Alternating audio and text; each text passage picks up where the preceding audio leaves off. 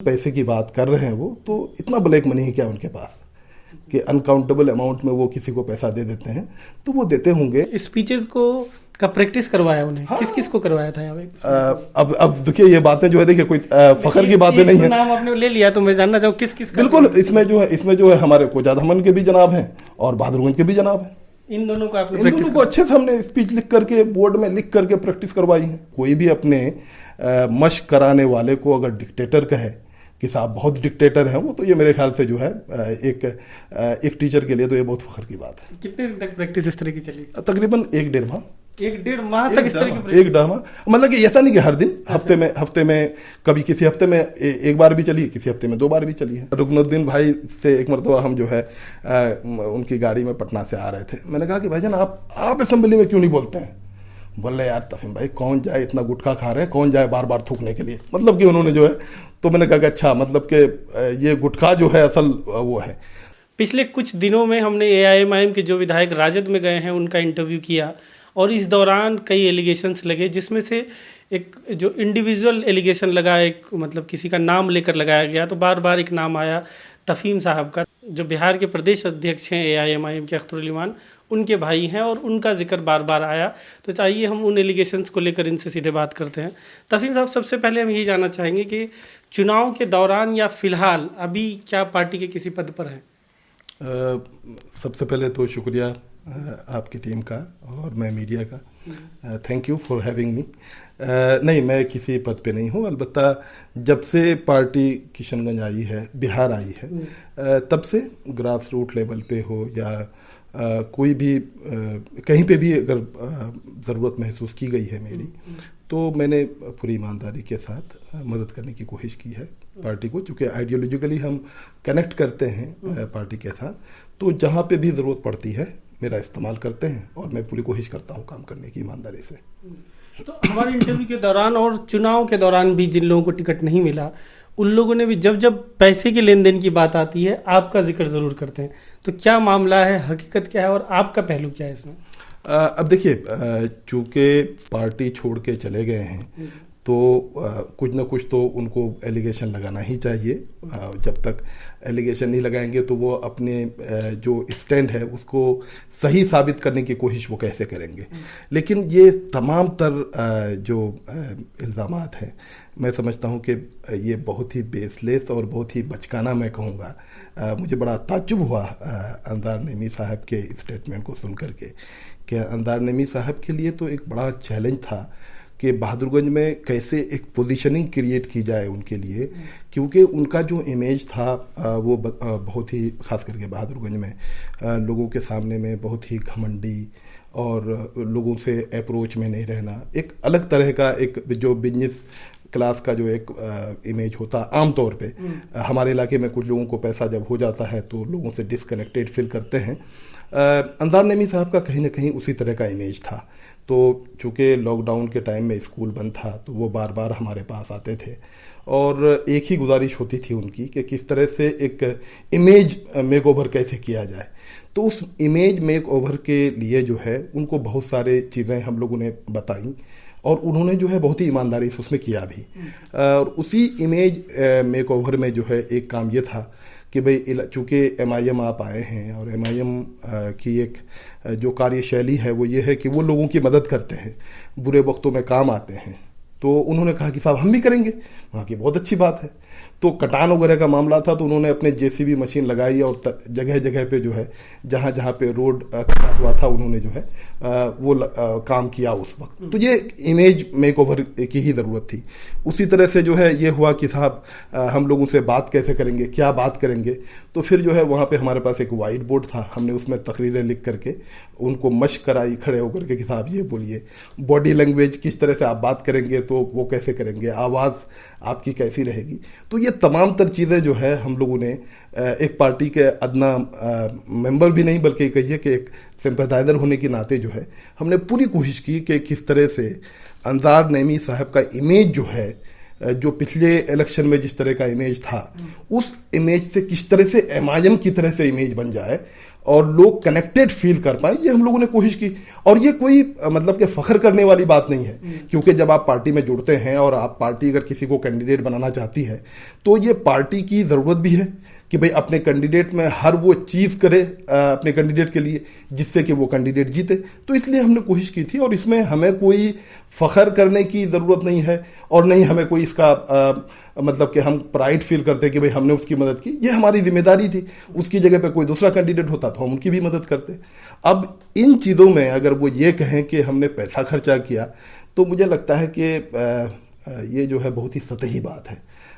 लोग जो है अक्सर बहादुरगंज में जब अवैसी साहब ने एक सर्वे टीम को भेजा था और वो सर्वे टीम जब बहादुरगंज में सर्वे कर रही थी तो एक बात सामने आ रही थी बार बार कि भाई ये बहुत ही तकब्बुर है इनके अंदर, बहुत ही घमंड है। इन तमाम तर चीज़ों को नज़रअंदाज करके पार्टी ने ये सोचा कि भाई नहीं, जब से वो पार्टी में जुड़े हैं तो लोगों के लिए काम कर रहे हैं, लोगों के लिए रोड बनवा रहे हैं। तो हम लोगों ने सोचा कि अब जो है MIM वाली फीलिंग उनके अंदर आ गई है। लेकिन जाहिर सी बात है जीतने के बाद जो है वो शख्स बिल्कुल बदलने की कोशिश की और ये हुआ कि इस तरह से बातें कहना कि साहब पार्टी जो है MIM हैदराबाद से आकर के मदद कर रही थी, जब से जीते तो नहीं कर रही है। तो MIM ये सोच रही थी कि भाई हमने जिता दिया तो अब वो मदद करेंगे, लेकिन ऐसा जो है अनफॉर्चुनेटली जो है MIM में ऐसा नहीं कर पाए और इस तरह से जो है वो चाह रहे थे कि किसी न किसी तरह से MIM से ज़रा सा दरकिनार हों। और पिछले दिनों जब वो पार्टी से जब इस तरह की शुभगाहट हुई तो जिस में वो टिकट लेने आते थे तो उसमें एक हमारा कॉमन फ्रेंड था नवाजिश करीम नाम से, वहाँ के झिलझिले के, उनके रिश्ते में मामू या भांजा लगता है, चूँकि हम लोग मेरे पहले से फ्रेंड है वो। तो वो 24 घंटा मेरे साथ रहते थे टिकट के दौरान। अमोर में जाता था, गाड़ी में बैठे रहेंगे पीछे, हमेशा बिल्कुल बैठे हुए रहेंगे कि नहीं किसी तरह से टिकट जो है मेरे मामू को दे दीजिए, मामू को दिलवा दीजिए।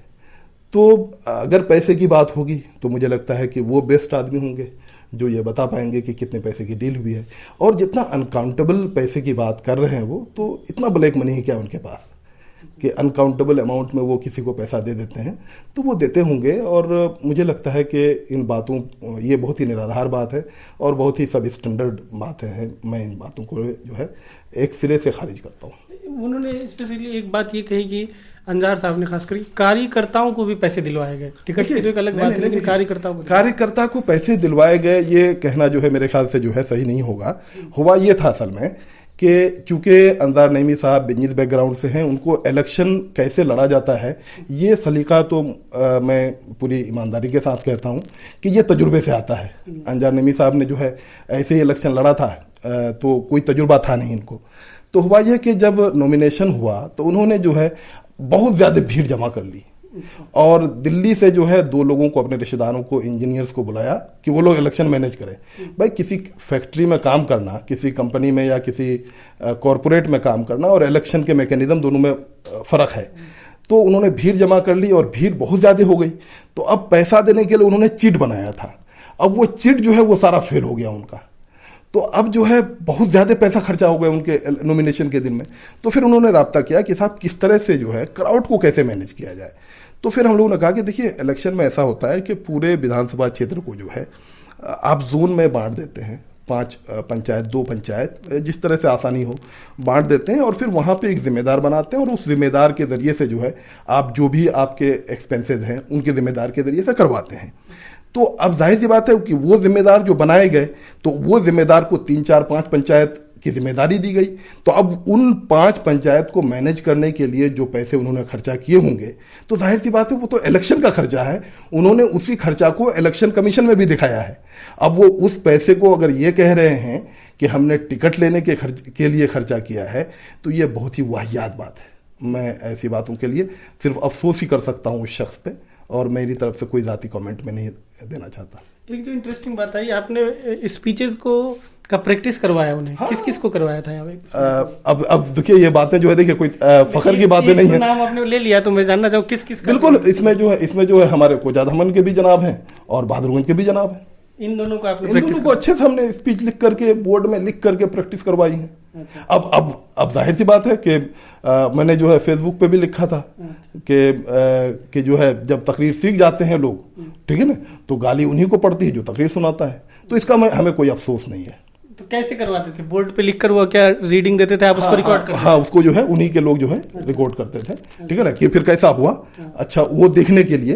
तो फिर उनको जो है बताया जाता था कि नहीं, ये बात आप ऐसे कह सकते हैं, ये ज़्यादा आवाज़ बुलंद कर सकते हैं, यहाँ पे आप अपनी हाथ जो तकरीर करने के लिए, स्पीच करने के लिए जो एक बॉडी लैंग्वेज होती है, वो कोशिश करते थे कि भाई हमारा कैंडिडेट, चूंकि जाहिर सी बात है पार्टी का दाव लगा हुआ था, तो कोई हमारा कैंडिडेट जाए और अवैसी साहब के पार्टी से कोई आदमी इलेक्शन लड़े और बोलना बिल्कुल नहीं आए, तो आप देखेंगे इन लोगों के एमआईएम में आने से पहले और एमआईएम में आने के बाद अगर इनकी तकरीरों का आप अगर मुताला करें तो आपको फ़र्क मालूम हो जाएगा कि इन लोगों ने अपने आप को कितना इम्प्रूव किया है। और उस लिए जो है, अब कोई भी अपने मश्क कराने वाले को अगर डिक्टेटर कहे कि साहब बहुत डिक्टेटर हैं वो, तो ये मेरे ख्याल से जो है एक टीचर के लिए तो ये बहुत फख्र की बात है। कितने दिन तक प्रैक्टिस इस तरह की चली? तकरीबन 1-1.5 माह। 1-1.5 तक इस तरह की? 1-1.5 माह, मतलब कि ऐसा नहीं कि हर दिन, हफ्ते में कभी किसी हफ्ते में एक बार भी चली, किसी हफ्ते में 2 बार भी चली है। जब भी वो आते थे तो किन इश्यूज पे बात करनी है, लोगों को क्या कहना है, किसको काउंटर करना है, यानी कि कैंडिडेट की पोजिशनिंग तो क्रिएट करते हैं ना आप, कि भाई लोग जो है कैसे कनेक्ट फील करें। तो ये सब चीजें टिकट से पहले ही हुई थी? ये टिकट जब कंफर्म हो गया था एक तरह से इंटरनली, उसके बाद ही हुआ था इंटरनल। आप ही प्रैक्टिस करवाते थे या और लोग भी आते थे कोई? क्योंकि ये दोनों लोग जो है डायरेक्टली मुझसे ही टच में थे, तो बेशतर मैं ही कराता था।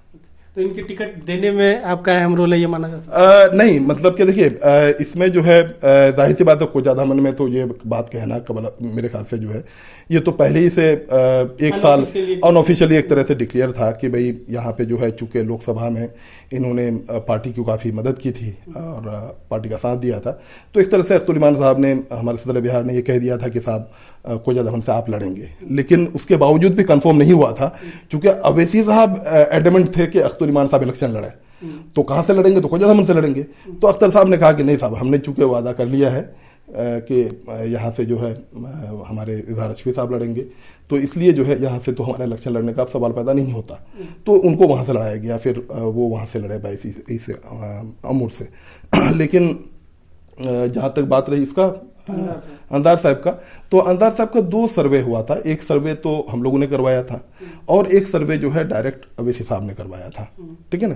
तो अवैसी साहब को भी ऐसा लगा, उनकी सर्वे टीम को भी ऐसा लगा कि जिस तरह से इन्होंने अभी अपने ज़ाती पैसे से रोड बनाना, लोगों की मदद करना, और जिस तरह से लोगों एमआईएम के जो स्टाइल है लोगों की मदद करने की, उस स्टाइल में काम कर रहे हैं, तो एमआईएम की भी सर्वे टीम को ऐसा लगा कि ये एमआईएम के आइडियोलॉजी से बड़ा क्लोज है। लेकिन जाहिर सी बात है, अंदर की बात तो कोई नहीं जानता कि वो एक वक्ती तौर पर लोगों को रिझाने या लोगों को दिखाने के लिए था, बाद में वो ऐसा नहीं करेंगे, ये तो कोई नहीं जानता था। एक एलिगेशन जिस पे आपने थोड़ा बहुत बात कर ही दिया, जो आपको और आपके भाई को जो तानाशाह कहा है इजहार साहब ने खासकर, तो इस पर क्या कहेंगे? अब देखिए, इजहार साहब जो हमारे बुजुर्ग हैं, अब हमको तानाशाह कह रहे हैं, तो अब हम क्या कहें उनके लिए। अब जाहिर सी बात है कि भाई अगर स्पीच में जो कोई बात अगर ख़राब बोल देते थे, वो सही से नहीं बोलते थे, तो जिस तरह से एक जो इंस्ट्रक्टर अपने जो जिनको वो इंस्ट्रक्ट कर रहा होता है, तो वो टोक झोंक तो करता ही है, बोले कि नहीं ये बात ऐसी नहीं, ये बात ऐसे कहिए।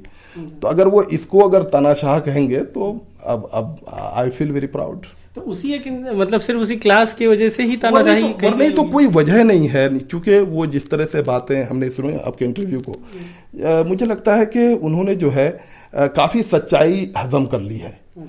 जिस तरह से बातें आ रही थी कि साहब संगठन पे काम नहीं किया इसलिए हम पार्टी से निकल गए, पटना में बोल रहे थे कि सेकुलरिज्म को मजबूत करने के लिए लड़े, फिर कह रहे थे कि साहब एमआईएम जो है कम्युनल है, इस वजह से हम लोग निकल गए।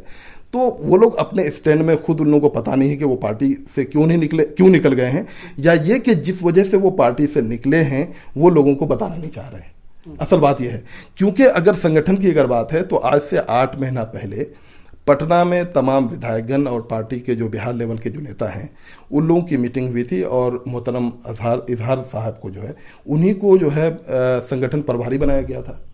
तो वो 8 महीने में कितनी मर्तबा संगठन के लिए मीटिंग की है वो पूरी दुनिया जानती है, कि एक मर्तबा भी संगठन को एक्सपेंड करने के लिए कुछ नहीं किया उन्होंने, बल्कि इन्होंने कोशिश की कि किसी तरह से भी संगठन का काम नहीं होना चाहिए, उन्होंने कोशिश की कि अवैसी साहब का प्रोग्राम जितना देर हो एक्सटेंड किया जा सके, क्योंकि हैदराबाद की टीम आई थी। उन्होंने इनसे कहा कि साहब पूरे ब्लॉक में, आपके ब्लॉक में जो लोग भी मैट्रिक में और +2 में, ग्रेजुएशन में जिन लोगों ने अच्छे नंबरात से पास हुए हैं उनकी लिस्ट बना के दीजिए, ताकि पार्टी उनको जो है कुछ अवार्ड दे करके उनको हिम्मत अफजाई करे।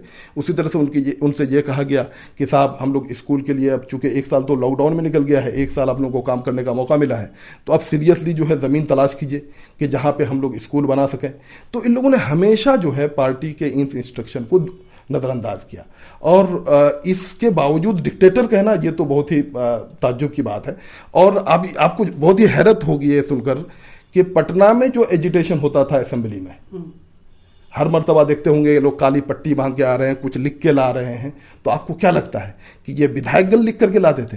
ये तमाम चीज़ें हमारे सदर बिहार लिख के लाते थे।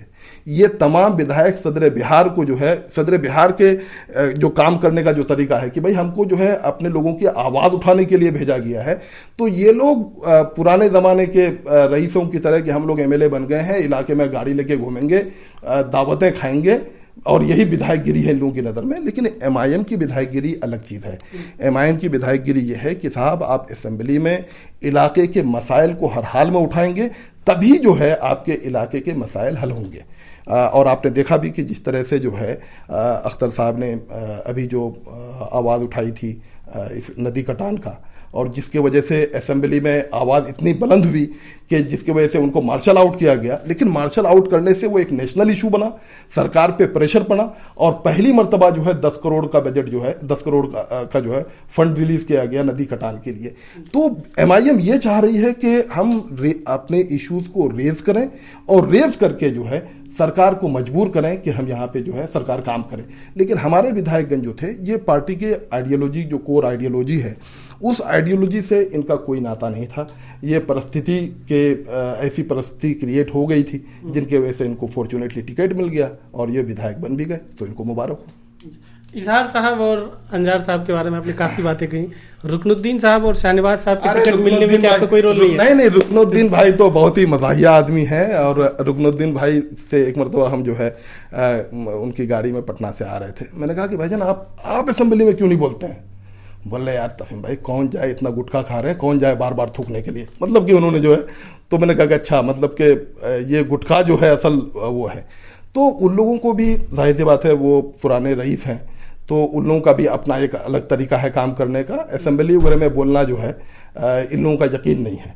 हालांकि MLA चुने गए हैं, मेंबर ऑफ लेजिस्लेटिव असेंबली का मतलब यही होता है कि असेंबली में जो है आप लेजिस्लेशन प्रोसेस का हिस्सा बने, वहाँ पे तमाम इश्यूज़ को उठाएं। लेकिन इन तमाम लोगों का जो है कोई रोल नहीं उसमें नहीं रहा है। हाँ, टिकट दिलाने में जो है very honestly speaking MIM Bihar unit जो है इस बात पे संजीदा थी कि वहाँ से गुलाम सरवर साहब को टिकट दिया जाए, और गुलाम सरवर साहब भी ये बात को जानते हैं कि हम लोगों ने आखिर हद तक जो है हमने कोशिश की थी। गुलाम सरवर भाई से भी हमारी मीटिंग्स भी जब हम अमूर में काम कर रहे थे, और आखिरी दम तक कोशिश की गई। लेकिन जाहिर सी बात है पार्टी आला कमान की जो टीम थी, उनको ऐसा लगा कि नहीं, यहाँ पे जो है जो उनकी जो सर्वे टीम थी, उनको ऐसा लगा कि नहीं, रुकनुद्दीन साहब जो है ज़्यादा फिट कैंडिडेट होंगे अभी जीतने के लिए, इसलिए जो है उनको दी गई, वहाँ पे टिकट दिया गया। उसमें मेरा मतलब कि कोई रोल नहीं था, बल्कि हम तो ख्वाहिश कर रहे थे कि वहाँ पे गुलाम सरवर साहब जो है। और जहाँ तक रही शाहनवाज साहब की बात, तो शाहनवाज साहब बहुत अच्छी तरह से जानते हैं कि उसमें मेरा रोल क्या है। शाहनवाज साहब तो फ़ोन करके इतना मायूस थे, उनकी अम्मी फ़ोन करके इतनी मायूस थी कि बड़ा अफसोस हुआ। और इसी बीच में जो है अररिया से कुछ हमारे कॉमन फ्रेंड्स हैं, उनके पड़ोसी हैं, उसमें जाहिद भाई हैं, उसमें अफ़ान भाई हैं, इखवान भाई हैं, ये लोग हमारे बचपन के दोस्त हैं। और इन लोगों ने कहा कि तफीम यहाँ पे जो टिकट जो दिए हो तुम लोग अररिया में, मुझे लगता है कि तुम लोगों को जो है शाहनवाज साहब को देना चाहिए, ये जो है अच्छे कैंडिडेट हैं। और फिर जो है शाहनवाज साहब ने जो है अपने भाई को भेजा, अल्लाह ताला जन्नत नसीब करे, कौसर भाई मुखिया साहब, बड़े अच्छे आदमी थे। वो अमूर आए, चूँकि उस वक्त हम लोग अमूर में रहते थे। अमूर आए और उन्होंने कहा कि साहब किसी तरह से भी जो है शाहनवाज साहब को टिकट दिलाइए। और पूरी जो लॉबी थी उनकी अररिया में, चूँकि एक बड़ा हल्का है जिनका हम लोगों से कई सालों से हम लोगों का वास्ता है, वो पूरी लॉबी जो है उनको देने के लिए लग गई। उसके बाद फिर जो है हमने सदर बिहार को तैयार किया। सदर बिहार हालांकि दूसरे को टिकट देना चाह रहे थे।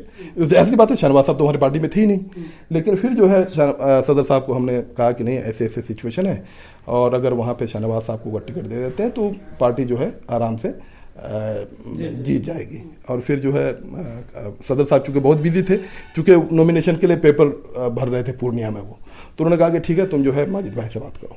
तो फिर हमने माजिद भाई से बात की, माजिद भाई को हमने कन्विंस किया और माजिद भाई ने कहा कि ठीक है आज सुबह 6 बजे जो है तुम जो है शहनवाज साहब को लेकर के यहाँ पहुँचो, सिलीगुड़ी पहुँचो। तो फिर हम तकरीबन 12:30-1 बजे तनवीर ज़की भाई हैं इसके बैसा के, उनको लेकर के और 1-2 लोगों को लेकर के जो वो लोग दूसरी गाड़ी से निकले, हम दूसरी गाड़ी से निकले और फिर हम लोग जो है पहुँचे वहाँ नहीं जोकी हाट पहुँचे। और फिर जो है हमारे शहनवाज साहब ने कहा कि साहब आप हमको टिकट दीजिए और MIM के जो लोग हैं उनको संभालना, उनकी इज्जत करना, उन लोगों को मनाना, ये हमारी जिम्मेदारी है। तो वहाँ पे हमारे जो मौलाना साहब थे और कई लोग थे, उन लोगों के साथ उन्होंने मीटिंग की और मीटिंग करके कहा कि साहब सब लोग खुश हैं, अब आप हमको जो है टिकट दे सकते हैं, आप हमको लेके जा सकते हैं। तो तकरीबन फिर हम लोग 3-3:30 बजे जो है जोकी हाट से निकले और सुबह 6 बजे 6:30 बजे के आसपास जो है हम लोग सिलीगुड़ी पहुँचे। और फिर वहाँ पे भी उन्होंने वही आजिज़ी, वही इनकसारी, और जिसको वो एक्नॉलेज भी करते हैं खैर। और फिर जो है वहाँ से टिकट फाइनल होकर के सुबह 6 बजे तकरीबन 10 बजे जो है फिर हम टिकट लेकर के गए अमोर। शहनवाज साहब वापस गए और फिर शाम में वहीं आकर के अमोर में आकर के जो है उनको टिकट दिया गया। तो बस यही कोशिश थी इन लोगों को टिकट देने के पीछे कि किस तरह से MIM जो है जिस आइडियोलॉजी की बात करती है, जिस दबे कुचले समाज की बात करती है, माइनॉरिटीज़ की बात करती है, एक लीडरशिप देने की बात करती है, वो यहाँ पे एक अल्टरनेटिव पॉलिटिक्स की बात करती है, तो वो यहाँ पे इस्टेब्लिश हो पाया। और बहुत हद तक जो है बहुत कम समय में मैं ये कहूँगा कि उसकी कोशिश हुई और उसमें कामयाबी भी मिली। लेकिन उस रास्ते को इन लोगों ने जो है ज़रा सा अचानक जो है इस तरह से पार्टी छोड़ के चले जाने से पार्टी को तो कम नुकसान हुआ है, लोगों को बड़ा सदमा पहुंचा है। लोगों ने फील किया कि भाई हमने अपनी आवाज़ सुनाने के लिए, अपना दर्द बताने के लिए इनको चुना था, इनको हुकूमत बनाने के लिए नहीं चुना था। अगर हुकूमत में रहने से, मंत्री बनने से अगर किसी इलाके की तरक्की हो सकती है तो हम तमाम अपने इन बुजुर्ग हजरात जो पार्टी छोड़ के गए हैं, इनको पता होना चाहिए कि यहाँ पे कई लोग मंत्री रह चुके हैं, कई मर्तबा मंत्री रह चुके हैं, लेकिन आज तक जो है यहाँ पे न कोई कॉलेज खुला उनसे, न ही कोई हॉस्पिटल खुला उनसे। सिर्फ मंत्री बनने से किसी इलाके की तरक्की नहीं होती है, बल्कि इलाके के लोगों की आवाज़ बनने से और उनके आवाज़ को राइट प्लेटफॉर्म में उठाने से जो है किसी इलाके की तरक्की के लिए जो है कोशिश करने से, लगातार कोशिश करने से किसी इलाके की तकदीर बदल सकती है। बहुत बहुत शुक्रिया। ये थे हमारे साथ तफ़ीमुर रहमान साहब। जो भी तमाम एलिगेशंस इन पर लगे, ख़ासतौर पर इनका नाम लेकर हमारे इंटरव्यूज़ में जो है MIM के पूर्व विधायकों ने, जो भी फ़िलहाल राजद में उन लोगों ने एलिगेशन लगाया, इस पर बात किया हमने।